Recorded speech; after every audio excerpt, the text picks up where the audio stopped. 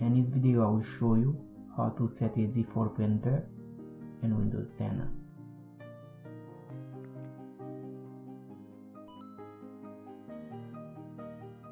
Go to Start, click on Settings, the gear icon, select Devices. In this page, select Printers and Scanners.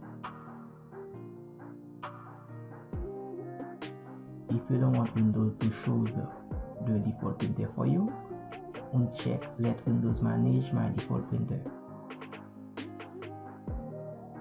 Click on the printer you want to use as the default printer and choose Manage.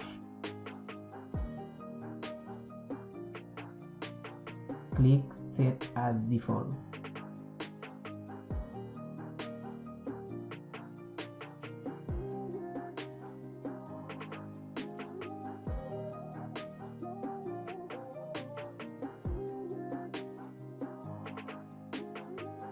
Now if we try to print something,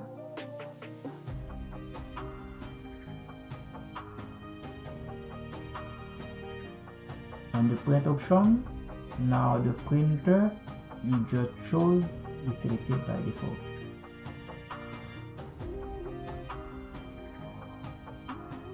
I hope this video was informative for you. Thanks for watching.